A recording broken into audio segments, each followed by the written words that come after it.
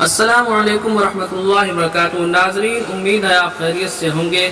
آج کی خبر کا عنوان ہے کوچنگ سینٹر میں لگی شدید آگ، چوتھی منزل سے کود کر طلبہ نے بچائی جان، 4 زخمی۔ ویڈیو ضرور دیکھیں۔ دہلی کے مکھرجی نگر واقع ایک کوچنگ سینٹر میں زبردست آگ لگ گئی۔ آگ آج دوپہر لگی، جب کوچنگ سینٹر میں طلبہ پڑھائی کر رہے تھے۔ آگ لگنے کی وجہ سے طلبہ کے درمیان افراتفری پھیل گئی اور سبھی اپنی جان بچانے کے لیے راستہ تلاش کرنے لگے۔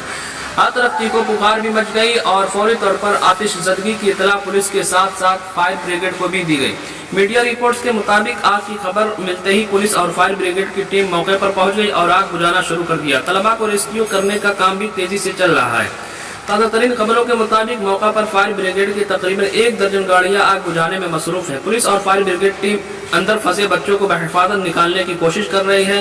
مقامی لوگ بھی طلبہ کو کوچنگ سینٹر سے باہر نکالنے میں پولیس اور فائر بریگیڈ ٹیم کی مدد کر رہی ہے۔